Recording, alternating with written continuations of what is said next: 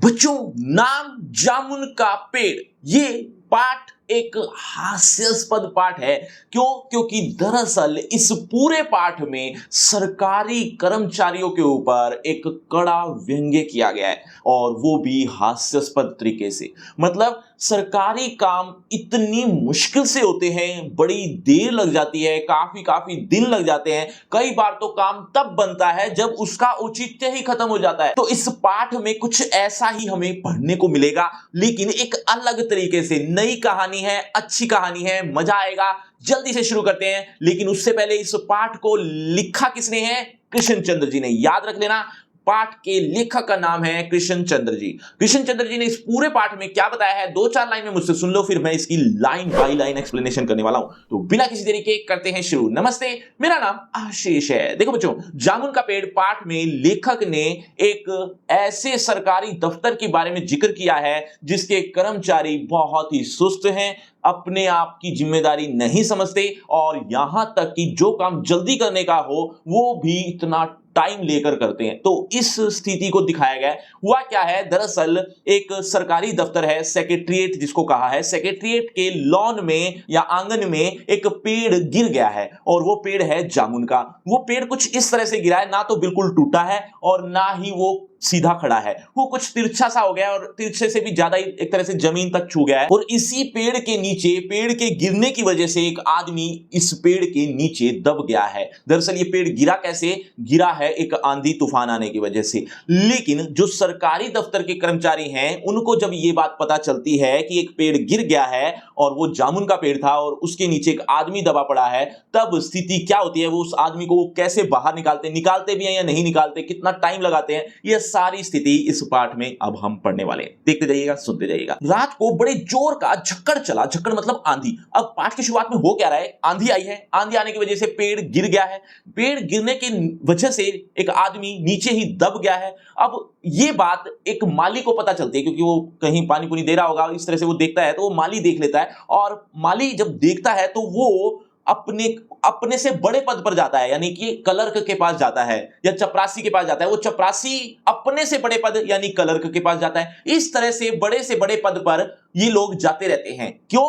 ये बताने के लिए कि एक आदमी जामुन के पेड़ के नीचे दब गया और जामुन का पेड़ नीचे गिर गया है। ये बात जब पूरे सेक्रेटरीट में यानी पूरे दफ्तर में पता चलती है तो सब लोग बाहर आ जाते हैं। और क्या होता है, देखो, रात को बड़े जोर का झक्कड़ चला यानी आंधी आई। सेक्रेटरीट के लॉन में जामुन का एक पेड़ गिर पड़ा। सवेरे को जब माली ने देखा तो उसे पता चला कि पेड़ के नीचे एक आदमी दबा पड़ा है। माली दौड़ा दौड़ा चपरासी के पास गया। मतलब माली अपने से बड़े पद पर जाता है और उसको बताता है कि ये घटना हो गई है। अब चपरासी दौड़ा दौड़ा क्लर्क के पास गया, वो उससे भी बड़े पद की ओर जाता है। हालांकि ये काम जल्दी करने का था, लेकिन ये अपने से बड़े पद से पूछने जा रहे हैं या बताने जा रहे हैं कि ये घटना हो गई है। खैर, यहां तक भी ठीक था, आगे देखना। तो अब क्लर्क क्या करता है, क्लर्क दौड़ा दौड़ा सुप्रिटेंडेंट के पास जाता है। सुप्रिटेंडेंट दौड़ा दौड़ा बाहर लॉन में आया। मिनटों में गिरे हुए पेड़ के नीचे दबे हुए आदमी के चारों ओर भीड़ इकट्ठी हो गई। यहां तक तो सब कुछ ठीक था, लेकिन आगे क्या हुआ देखिए। ये चित्र है जो आपकी बुक में ही है। देखो, इस तरह से पेड़ गिर गया और एक आदमी यहां दब गया है, और जो आसपास के लोग हैं, खासतौर पे वो ऑफिस के जो लोग हैं, वो यहां पर इकट्ठे हैं। चलिए, बेचारा जामुन का पेड़ कितना फलदार था। एक क्लर्क बोला, मतलब उनको अपने पेड़ की चिंता हो रही है, जामुन की चिंता हो रही है, लेकिन कुछ उस आदमी के साथ क्या घटना घट रही है उसको कोई नहीं देख रहा। और इसकी जामुनें कितनी रसीली होती थी, दूसरा क्लर्क याद करते हुए बोला। मतलब अभी भी यहां पर आपस में जामुन के फल की बात हो रही है। देखिए, मैं फलों के मौसम में झोली भर कर ले जाता था, मेरे बच्चे इसकी जामुनें कितनी खुशी से खाते थे। तीसरा क्लर्क लगभग रुआंसा सा होकर बोला, यानी एक बार जैसा रोना जैसा आ जाता है ना, वैसा होकर बोला वो। मगर यह आदमी, माली ने दबे हुए आदमी की तरफ इशारा किया। माली को थोड़ा चिंता सी हुई, उसने कहा, ये आदमी भी तो है, इसके बारे में बात करो। हाँ, ये आदमी। सुप्रिटेंडेंट सोच में पड़ गया, पता नहीं जिंदा है कि मर गया। एक चपरासी ने पूछा, मर गया होगा, इतना भारी पेड़ जिसकी पीठ पर गिरे वह बच कैसे सकता है? दूसरा चपरासी बोला, नहीं, मैं जिंदा हूं। दबे हुए आदमी ने बड़ी कठिनता से कराहते हुए कहा, मतलब बड़ी मुश्किल से पीड़ा सहन कर रहा है बेचारा, वो बोल रहा है कि नहीं, मैं जिंदा हूं। जिंदा है? एक क्लर्क ने ताज्जुब से कहा, यानी हैरानी भर से होकर कहा। पेड़ को हटाकर इसे जल्दी से निकाल लेना चाहिए, माली ने सुझाव दिया। माली ने फिर भी समझदारी की बात कही। मुश्किल मालूम होता है, एक सुस्त, कामचोर और मोटा चपरासी बोला। पेड़ का तना बहुत भारी और वजनी है। क्या मुश्किल है, माली बोला। अगर सुप्रिंटेंडेंट साहब हुक्म दे तो अभी 15-20 माली चपरासी और क्लर्क लगाकर पेड़ के नीचे हुए दबे आदमी को निकाला जा सकता है। अब उसने भी ये बात समझदारी की माली ठीक कहता है। बहुत से क्लर्क एक साथ बोल पड़े, लगाओ जोर, हम तैयार हैं। एक साथ बहुत से लोग पेड़ को उठाने को तैयार हो गए। ठहरो, सुप्रिंटेंडेंट बोला, मैं अंडर सेक्रेटरी से पूछ लूं, मतलब मेरे से भी तो ऊपर लोग हैं, मैं उससे पूछ लेता हूं। सुप्रिंटेंडेंट अंडर सेक्रेटरी के पास गया, अंडर सेक्रेटरी डिप्टी सेक्रेटरी के पास गया, डिप्टी सेक्रेटरी ज्वाइंट सेक्रेटरी के पास गया। ये अपने से ऊपर के पद पे जाते जा रहे हैं। ज्वाइंट सेक्रेटरी चीफ सेक्रेटरी के पास गया, चीफ सेक्रेटरी मिनिस्टर के पास गया, मिनिस्टर ने चीफ सेक्रेटरी से कुछ कहा। मतलब अब वो बता भी तो रहे हैं कि करना क्या है। क्या कहा? मिनिस्टर ने चीफ सेक्रेटरी से कुछ कहा, चीफ सेक्रेटरी ने ज्वाइंट सेक्रेटरी से कुछ कहा, ज्वाइंट सेक्रेटरी ने डिप्टी सेक्रेटरी से कहा, डिप्टी सेक्रेटरी ने अंडर सेक्रेटरी से कहा। फाइल चलती रही। इसी में आधा दिन बीत गया। मतलब एक फाइल बना दी गई ताकि ऊपर से ऊपर भेजी जा सके। अब जो वो फाइल जो जिसमें सारा मैटर लिखा हुआ था, वो फाइल इसी तरीके से भी वापस आई, मतलब अपने से छोटे उससे छोटे उससे छोटे पद पर, और इसी में आधा दिन बीत जाता है। आगे क्या हुआ वो भी बताऊंगा, लेकिन उससे पहले बच्चों लेखक का नाम अभी थोड़ी देर पहले ही तो बताया था। एक बार जल्दी से कमेंट करके बताओ, देखना चाहता हूं कितने बच्चे ऐसे हैं जो बहुत ध्यान से सुन रहे हैं। चलिए, दोपहर के खाने पर दबे हुए आदमी के चारों ओर बहुत भीड़ हो गई थी। लोग तरह तरह की बातें कर रहे थे। बस वहां पर चारों तरफ भीड़ है, कोई कुछ कर नहीं रहा है। कुछ मन चले क्लर्कों ने समस्या को खुद ही सुलझाना चाहा। वे हुकूमत के फैसले, हुकूमत का मतलब जो हुक्म देने वाले हैं, उनके फैसले का इंतजार किए बिना पेड़ को अपने आप हटा देने का निश्चय ही कर रहे थे कि इतने में सुप्रिंटेंडेंट फाइल लिए भागा भागा आया। बोला, हम लोग खुद इस पेड़ को नहीं हटा सकते, हम लोग व्यापार विभाग से संबंधित हैं। जैसा मैंने बताया था ना कि वो ऑफिस है, वो ऑफिस सरकारी है, लेकिन किससे रिलेटेड, किस विभाग से रिलेटेड? व्यापार विभाग से रिलेटेड। याद रखना, वो सेक्रेटरीट जो है वो व्यापार विभाग से रिलेटेड है। तो हम लोग व्यापार विभाग से संबंधित हैं और यह है पेड़ की समस्या है जो कौन सुलझाएगा? कृषि विभाग। कृषि विभाग के ये अधीन है। मैं इस फाइल को अर्जेंट मार करके, यानी ये काम अर्जेंट हो जाए, इसको मार करके मैं कृषि विभाग में भेज रहा हूं। वहां से उत्तर आते ही इस पेड़ को हटवा दिया जाएगा। अब बेचारा आदमी जो आधे दिन से, बल्कि लगभग पूरा ही दिन हो गया है, क्योंकि वो रात से दबा हुआ है और उस पेड़ को अब हटवाने के लिए जल्दी जल्दी जो काम हो जाना चाहिए था, आधा एक दिन बीत चुका है, लेकिन वो फाइल चलती रही। अब जो वो फाइल कृषि विभाग में गई, वहां से क्या उत्तर आया देखिए। दूसरे दिन कृषि विभाग से उत्तर आया, एक दिन बीत चुका है, अगले दिन आया कि वे पेड़ व्यापार विभाग के लोन में गिरा है, इसीलिए इस पेड़ को हटवाने या ना हटवाने की जिम्मेदारी व्यापार विभाग पर पड़ती है। इसमें हमारा कोई योगदान नहीं है या हमारा कोई काम नहीं है, हमारी कोई जिम्मेदारी नहीं है। सब अपनी जिम्मेदारियों से बच रहे हैं। तो अब क्या हुआ देखिए, यह उत्तर पढ़कर व्यापार विभाग को गुस्सा आ गया। उन्होंने फौरन लिखा क्या कि पेड़ों को हटवाने या ना हटवाने की जिम्मेदारी कृषि विभाग पर लागू होती है, व्यापार विभाग का इससे कोई संबंध नहीं है। दूसरे दिन भी फाइल चलती रही, मतलब 2 दिन लगभग बीत चुके हैं, लेकिन वो फाइल चलती रही। शाम को जवाब आ गया, हम इस मामले को हॉर्टिकल्चर डिपार्टमेंट के हवाले कर रहे हैं। हॉर्टिकल्चर यानी उद्यान विभाग। वो फाइल उद्यान विभाग को भेज दी गई है, क्योंकि व्यापार विभाग ने भी अपनी जिम्मेदारी से मुंह मोड़ लिया। यहां तक कि जो कृषि विभाग है, उन्होंने भी अपनी जिम्मेदारियों से मुंह मोड़ लिया है। अब वो फाइल उद्यान विभाग, जिसको हॉर्टिकल्चर डिपार्टमेंट भी कहते हैं, के हवाले कर दिया है, क्योंकि यह एक फलदार पेड़ का मामला है और एग्रीकल्चर डिपार्टमेंट अनाज खेतीबाड़ी के मामलों में फैसला करने का हकदार है, इसीलिए हॉर्टिकल्चर डिपार्टमेंट को भेजा। जामुन का पेड़ चूंकि एक फलदार पेड़ है, इसीलिए यह पेड़ हॉर्टिकल्चर डिपार्टमेंट के अंतर्गत आता है। अब इतना होने के बाद फाइल तो भेज दी गई, लेकिन वो आदमी बेचारा अभी तक भी दबा पड़ा है। 2 दिन बीत चुके हैं। पुलिस का चारों तरफ पहरा था। क्यों? क्योंकि कोई भी अपनी मर्जी से उस पेड़ को हटा ना दे, ये कानून अपने हाथ में ना ले ले, इस वजह से वहां पर पुलिस का पहरा लगा हुआ था। लेकिन एक कांस्टेबल को दया आ गई और उसने माली को इजाजत दे दी कि वो खाना खिला सकता है उस आदमी को। अब वो खाना खिलाने या खिचड़ी खिलाने जाता है और उस कंडीशन में वो कुछ प्रश्न पूछता है और वो बेचारा दबा हुआ आदमी बड़ी मुश्किल से जवाब दे रहा है, नहीं दे रहा। इस तरह की गतिविधि होती है। आप देखना क्या होता है। देखो, रात को माली ने दबे हुए आदमी को दाल भात खिलाया, जबकि दाल भात का, मैंने खिचड़ी कह दिया था, दाल भात था, दाल भात यानी दाल और चावल खिलाया, जबकि उसके चारों तरफ पुलिस का पहरा था कि कहीं लोग कानून को अपने हाथ में लेकर पेड़ को खुद से हटवाने की कोशिश ना करें। मगर एक पुलिस कांस्टेबल को दया आ गई और उसने माली को दबे हुए आदमी को खाना खिलाने की इजाजत दे दी। चलिए आगे बढ़ते हैं। माली ने दबे हुए आदमी से कहा, माली उस दबे हुए आदमी से बातचीत कर रहा है। क्या कहा? माली ने दबे हुए आदमी से कहा, तुम्हारी फाइल चल रही है, उम्मीद है कल तक फैसला हो जाएगा। दबा हुआ आदमी कुछ नहीं बोला। क्या बोलता, इतना पीड़ा में है बेचारा। माली ने पेड़ के तने को ध्यान से देखकर कहा, अच्छा हुआ कि तना तुम्हारे कूल्हे पर गिरा है, अगर कमर पर गिरता तो रीढ़ की हड्डी टूट जाती। दबा हुआ आदमी फिर भी कुछ नहीं बोला। माली ने फिर कहा, तुम्हारा यहां कोई वारिस है तो मुझे उसका अता पता बताओ, मैं उन्हें खबर देने की कोशिश करूंगा। मैं लावारिस हूं, दबे हुए आदमी ने बड़ी मुश्किल से कहा। माली खेद प्रकट करता हुआ वहां से हट गया। तीसरे दिन हॉर्टिकल्चर डिपार्टमेंट का जवाब आ गया। अब हॉर्टिकल्चर डिपार्टमेंट ने जो जवाब दिया ना, उसको सुनकर बहुत हैरानी होगी। क्या कहा? बड़ा कड़ा जवाब था और व्यंग्यपूर्ण था। क्या लिखा उन्होंने? हॉर्टिकल्चर डिपार्टमेंट का जो सेक्रेटरी था जिन्होंने ये जवाब लिखा, वो शायद साहित्य प्रेमी आदमी जान पड़ता था। साहित्य प्रेमी यानी बहुत सी कहानियां, बहुत से उपन्यास उसने पढ़े होंगे जरूर, क्योंकि उसकी जो लैंग्वेज थी वो कुछ इसी तरह की थी। क्या लिखा उसने लिखा था, आश्चर्य है इस समय हम पेड़ लगाओ स्कीम ऊंचे स्तर पर चला रहे हैं। हमारे देश में ऐसे सरकारी अफसर मौजूद हैं जो पेड़ों को काटने का सुझाव देते हैं, और वह भी एक फलदार पेड़ को, और वह भी जामुन के पेड़ को, जिसके फल जनता बड़े चाव से खाती है। हमारा विभाग किसी हालत में इस फलदार वृक्ष को काटने की इजाजत नहीं दे सकता। अब तक व्यापार विभाग ने भी कुछ नहीं किया, और इसके बाद जो कृषि विभाग को फाइल भेजी गई यानी एग्रीकल्चर डिपार्टमेंट को, उसने भी कुछ नहीं किया।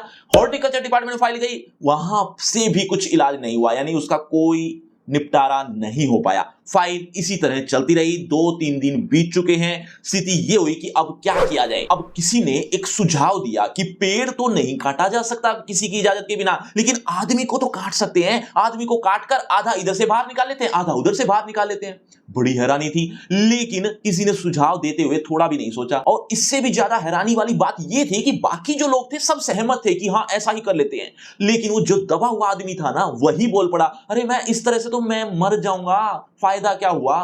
तो अब किसी ने कहा हाँ ये भी ठीक कहता है, लेकिन जिसने ये आदमी काटने का सुझाव दिया था उसने विरोध प्रकट किया कि अरे ये कैसी बात कर रहा है, आजकल तो प्लास्टिक सर्जरी का जमाना है और मेडिकल साइंस इतनी उन्नति कर चुकी है कि प्लास्टिक सर्जरी से कुछ भी जोड़ा जा सकता है।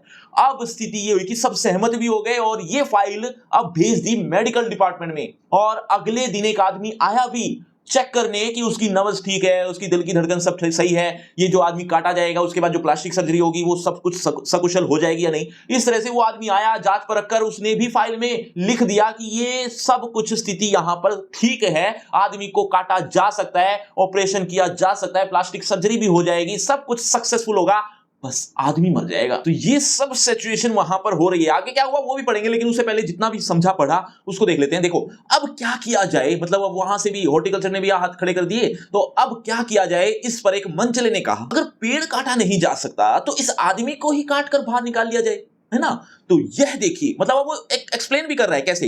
यह देखिए, उस आदमी ने इशारे से बताया, अगर इस आदमी को ठीक बीच में से यानी धड़ से काटा जाए तो आधा आदमी इधर से निकल जाएगा और आधा आदमी उधर से बाहर आ जाएगा, है ना, और पेड़ वहीं का वहीं रहेगा। कितनी अच्छी बात रहेगी, मगर इस तरह से तो मैं मर जाऊंगा। दबे हुए आदमी ने आपत्ति प्रकट करते हुए कहा, यह भी ठीक कहता है। एक क्लर्क बोला। आदमी को काटने वाली युक्ति प्रस्तुत करने वाले ने भरपूर विरोध किया। आप जानते नहीं है, आजकल प्लास्टिक सर्जरी इतनी उन्नति कर चुकी है, मैं तो समझता हूं अगर इस आदमी को बीच में से काट कर निकाल लिया जाए तो प्लास्टिक सर्जरी से धड़ के स्थान से इस आदमी को फिर से जोड़ा जा सकता है। मतलब कितना आसान होगा। इस बार फाइल को मेडिकल डिपार्टमेंट में भेज दिया गया। मेडिकल डिपार्टमेंट ने फौरन एक्शन लिया और जिस दिन फाइल उसके विभाग में पहुंची उसके दूसरे ही दिन यानी एक दिन बाद, मतलब लगभग 3 दिन हो चुके, 3 से 4 दिन बीत चुके हैं, दूसरे दिन उन्होंने अपने विभाग का सबसे योग्य प्लास्टिक सर्जन छानबीन के लिए भेज दिया। सर्जन ने दबे हुए आदमी को अच्छी तरह टटोलकर उसका स्वास्थ्य देखकर खून का दबाव देखा, नाड़ी की गति को परखा, दिल और फेफड़े की जांच करके रिपोर्ट भेज दी कि इस आदमी का प्लास्टिक ऑपरेशन तो हो सकता है और ऑपरेशन सफल भी होगा, मगर आदमी मर जाएगा। इसीलिए यह फैसला भी रद्द कर दिया गया।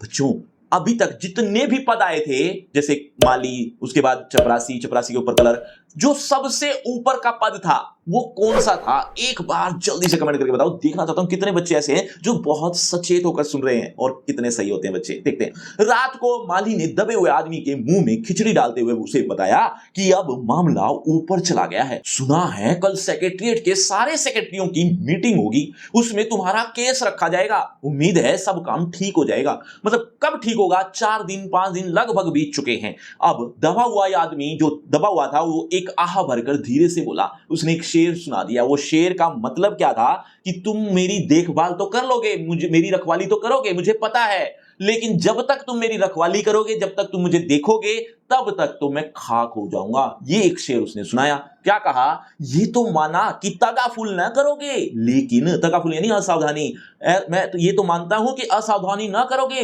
लेकिन खाक हो जाएंगे हम तुमको खबर होने तक। जब तक तुम खबर लोगे तब तक तो हम खाक हो चुके होंगे।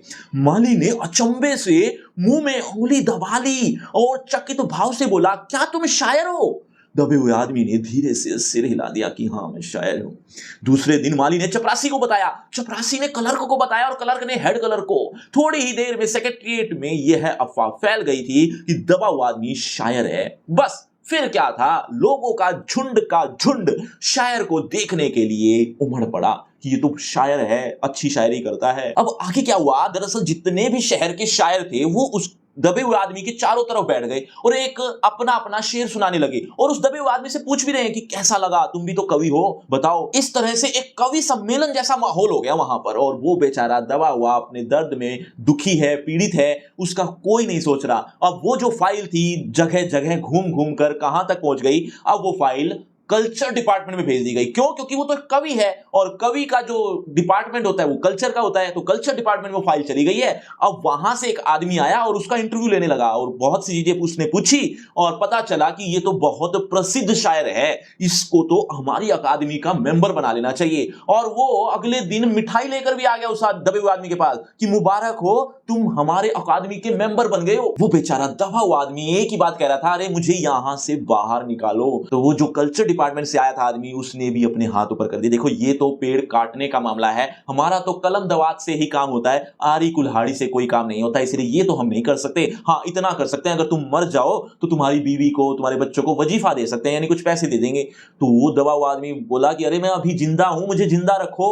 ये स्थिति आ गई है। और उसके बाद क्या होता है वो भी हम पढ़ेंगे, लेकिन जितना हमने समझा वो पढ़ लेते हैं। देखो, इसकी चर्चा शहर में भी फैल गई थी और शाम तक गली गली में शायर जमा होने शुरू हो गए। सेक्रेटरीट का लॉन भांति भांति यानी अलग अलग के प्रकार के कवियों से भर गया और दबे हुए आदमी के चारों ओर कवि सम्मेलन का सा वातावरण उत्पन्न हो गया।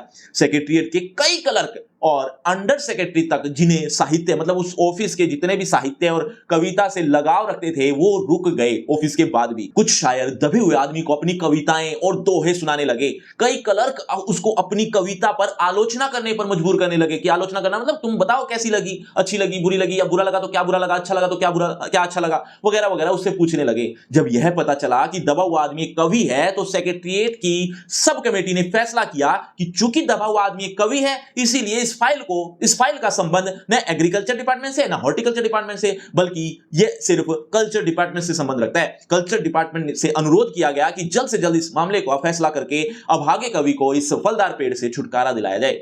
फाइल कल्चर डिपार्टमेंट के अनेक विभागों से गुजरती हुई, मतलब कल्चर डिपार्टमेंट में भी अलग अलग डिपार्टमेंट होते हैं, कोई संगीत का होता है, कोई कविताओं का होता है, कोई उपन्यास का होता है, मतलब अलग अलग डिपार्टमेंट है। तो फाइल कल्चर डिपार्टमेंट के अनेक विभागों से गुजरती हुई साहित्य अकादमी के सेक्रेटरीट के पास पहुंची। अब इतने में ही कितने दिन, लगभग 5-6 दिन से भी ज्यादा हो चुके हैं। वो बेचारा दबा हुआ आदमी कर्रा रहा है, पीड़ित है, जैसे तैसे अपने आप को जिंदा रखे हुए। बेचारा सेक्रेटरी उसी समय अपनी गाड़ी में सवार होकर सेक्रेटरीट पहुंचा और दबे हुए आदमी से इंटरव्यू लेने लगा। क्या पूछा? तुम कवि हो? उसने पूछा। जी हाँ, दबे हुए आदमी ने जवाब दिया। किस उपनाम से शोभित हो? मतलब कवियों के उपनाम भी तो होते हैं ना, निकनेम जैसे कह सकते हो। तो किस उपनाम से शोभित हो? उसने कहा ओस। ओस? सेक्रेटरी जोर से चीखा, क्या तुम वही ओस हो जिसका गद्य संग्रह ओस के फूल अभी हाल ही में प्रकाशित हुआ है? दबे हुए कवि ने हुंकार में सिर हिलाया। क्या तुम हमारी अकादमी के मेंबर हो? सेक्रेटरी ने पूछा। नहीं। आगे क्या हुआ? आश्चर्य है, सेक्रेटरी जोर से चीखा, इतना बड़ा कवि, ओस के फूल का लेखक, और हमारी अकादमी का मेंबर नहीं है। उफ, कैसी भूल हो गई हमसे। कितना बड़ा कवि और कैसी अंधेरी गुमनामी में दबा पड़ा है। गुमनामी में नहीं, एक पेड़ के नीचे दबा हूं, कृपया मुझे इस पेड़ के नीचे से निकालिए, अभी बंदोबस्त करता हूं। सेक्रेटरी फौरन बोला और फौरन उसने अपने विभाग में रिपोर्ट की। दूसरे दिन, मतलब अब 6 दिन तो लगभग बीत ही चुके थे, लगभग अगला दिन भी आ गया, 7 दिन, लगभग 6-7 दिन बीत चुके। दूसरे दिन सेक्रेटरी भागा भागा कवि के पास आया और बोला, मुबारक हो, मिठाई खिलाओ, हमारी सरकारी साहित्य अकादमी ने तुम्हें अपनी केंद्रीय शाखा का मेंबर चुन लिया है, यह लो चुनाव पत्र, मगर मुझे इस पेड़ के नीचे से तो निकालो। दबे हुए आदमी ने कर्रा कर कहा। उसकी सांस बड़ी मुश्किल से चल रही थी और उसकी आंखों से मालूम होता था कि वह घोर पीड़ा और दुख में पड़ा है। यह हम नहीं कर सकते, सेक्रेटरी ने कहा, और जो हम कर सकते थे वह हमने कर दिया है। बल्कि हम तो यहां तक कर सकते हैं कि अगर तुम मर जाओ तो तुम्हारी बीवी को वजीफा दे सकते हैं। अगर तुम दरख्वास्त दो तो हम वह भी कर सकते हैं। मैं अभी जीवित हूं, कवि ने रुक रुक कर बोला, मुझे जिंदा रखो। मुसीबत यह है, सरकारी साहित्य अकादमी ने कहा। सेक्रेटरी हाथ मलते हुए बोला, हमारा विभाग सिर्फ कल्चर से संबंधित है। पेड़ काटने का मामला कलम दवात से नहीं होता, हारी कुल्हाड़ी से संबंधित है। उसके लिए हमने फॉरेस्ट डिपार्टमेंट को लिख दिया। वो फॉरेस्ट डिपार्टमेंट पर चली जाती है फाइल। फॉरेस्ट डिपार्टमेंट यानी वन विभाग को वो भेज देते हैं और अर्जेंट लिखा है।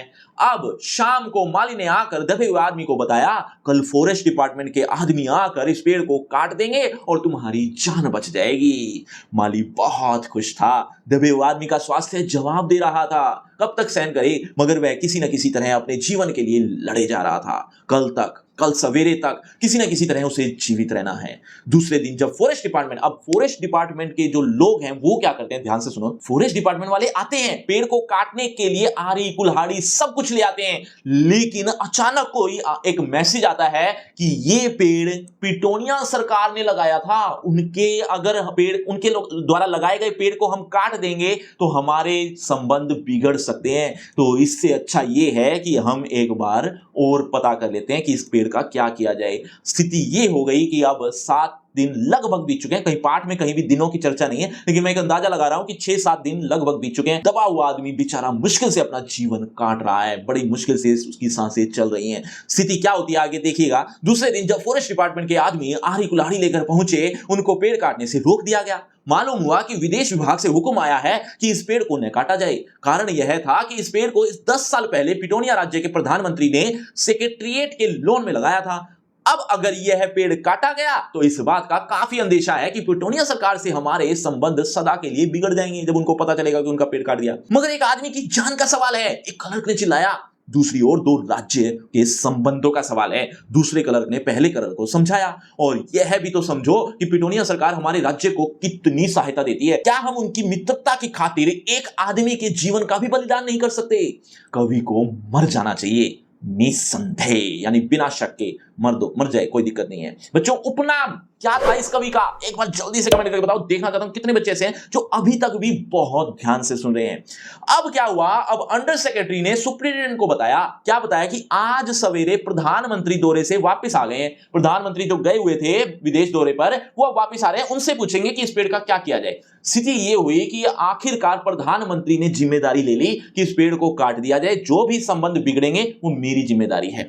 अब उनको परमिशन मिल गई है पेड़ काटने की। स्थिति क्या हुई देखिएगा। आज सवेरे प्रधानमंत्री दौरे से वापस आ गए हैं। आज 4 बजे विदेश विभाग इस पेड़ की फाइल उनके सामने पेश करेगा। जो वे फैसला देंगे वही सबको स्वीकार होगा। शाम के 5 बजे स्वयं सुप्रिटेंडेंट कवि की फाइल लेकर उसके पास आया। सुनते हो, आते ही वह खुशी से फाइल को हिलाते हुए चिल्लाया, प्रधानमंत्री ने इस पेड़ को काटने का हुक्म दे दिया है और इस घटना की सारी अंतरराष्ट्रीय जिम्मेदारी यानी जो भी पिटोनिया सरकार से हमारे संबंध बिगड़ेंगे बनेंगे, जो भी होगा, इस अंतरराष्ट्रीय जिम्मेदारी को अपने सिर ले लिया है। कल यह पेड़ काट दिया जाएगा और तुम इस संकट से छुटकारा हासिल कर लोगे। सुनते हो, आज तुम्हारी फाइल पूर्ण हो गई है। मगर कवि का हाथ ठंडा था। आंखों की पुतलियां निर्जीव हो गई थी और चींटियों की एक लंबी पात माने पंक्ति, लाइन, चींटियों की एक लंबी पंक्ति उसके मुंह में जा रही थी। उसके जीवन की फाइल भी पूर्ण हो चुकी थी, यानी वो आदमी मर चुका था। बच्चों, क्या आपके माता पिता के साथ भी कभी ऐसा हुआ है कि सरकारी दफ्तर के काफी चक्कर काटने पड़ गए हो? अगर ऐसा हुआ है तो चैनल को सब्सक्राइब और वीडियो को शेयर करना तो बनता है। बच्चों, आपको लग रहा हो ये पाठ खत्म हो गया है? जी नहीं, अभी तो आपको इसी चैप्टर के इंपॉर्टेंट क्वेश्चन, एक्सरसाइज क्वेश्चन और एमसीक्यू टाइप क्वेश्चन भी तो चाहिए होंगे। ये तीनों चीजें मिलेंगी कहां? डिस्क्रिप्शन बॉक्स में सबसे ऊपर एक लिंक दे दिया है। लिंक का नाम रखा है free crash course for 11th class. इस नाम से आपको मिल जाएगा, जहां पर आपको स्पेशली ये तीनों चीजें एक ही जगह पर देखने को मिल जाएंगी। कहीं भी भटकने की जरूरत नहीं पड़ेगी। तो इस लिंक को जरूर क्लिक कर लेना। लेकिन उससे पहले होगा आपका इसी चैप्टर से रिलेटेड एक छोटा सा टेस्ट। देखना चाहता हूं इस चैप्टर को आपने कितने अच्छे समझा। अगर चैप्टर को अच्छे समझ चुके तो देखें जरा किसने कितना पढ़ा। पहला प्रश्न आपकी स्क्रीन पर ये रहा। दबा हुआ व्यक्ति पेशे से क्या था? बच्चों, हर प्रश्न के बाद आपको 5 सेकंड मिलेंगे आंसर देने के लिए। आप अपना आंसर कमेंट करते रहना। एंड में देखना चाहता हूं किसके कितने आंसर ठीक हुए। दबा हुआ आदमी पेशे से क्या था? आपके ऑप्शन आपकी स्क्रीन पर ये रहे। ए अध्यापक, बी कवि, सी दुकानदार या डी संवाददाता। आसान सा है। 5 4 3 2 1 0 सही उत्तर है ऑप्शन बी। चलिए बच्चों, अगला प्रश्न आपकी स्क्रीन पर। जामुन का पेड़ कैसी कथा है? आपके ऑप्शन गंभीर, हास्य व्यंग्य, वीरतापूर्ण या त्रासद। 5 त्रासद माने दुखी, दुखद। 5 4 3 2 1 0 सही उत्तर ऑप्शन बी, हास्य व्यंग्य। चलिए बच्चों, अगला प्रश्न आपकी स्क्रीन पर। सेक्रेटरिएट के लॉन में कौन सा पेड़ गिरा था? आपके ऑप्शन ए आम, बी कीकर, शीशम या फिर जामुन। 5 4 3 2 1 0 सही उत्तर ऑप्शन डी, जामुन। चलिए बच्चों, अगला प्रश्न आपकी स्क्रीन पर। किसने पहली बार देखा कि पेड़ के नीचे एक दबा हुआ आदमी पड़ा है? ये एक इंपॉर्टेंट क्वेश्चन है, जरूर ध्यान से सोच समझ के जवाब देना। आपके ऑप्शन आपकी स्क्रीन पर। ए क्लर्क ने, बी सेक्रेटरी ने, सी माली ने या डी सुपरिटेंडेंट ने। 5 4 3 2 1 0 सही उत्तर ऑप्शन सी, माली ने। तो बच्चों, ये है आपका रिपोर्ट कार्ड, ध्यान से देख लीजिए, पढ़ लीजिए। और हाँ, आपके टोटल मार्क्स कितने हैं ये कमेंट करना मत भूलना। और आपकी क्लास से रिलेटेड फ्री कैश कोर्स आ गया। इस कोर्स का सबसे बड़ा फायदा ये है कि आपको आपकी क्लास से related A to Z syllabus एक ही जगह पर देखने को मिल जाएगा। आपको कहीं भी भटकने की जरूरत नहीं पड़ेगी। तो इस कोर्स को, इस लिंक को जरूर क्लिक करना। लिंक डिस्क्रिप्शन में सबसे ऊपर है। इस कोर्स में आपको इंपॉर्टेंट चीजें भी देखने को मिलेंगी। और अगर आपको मुझसे पर्सनल बातचीत करनी है तो सभी social media link description box में आ जाइए, बातचीत करते हैं। शुक्रिया, धन्यवाद।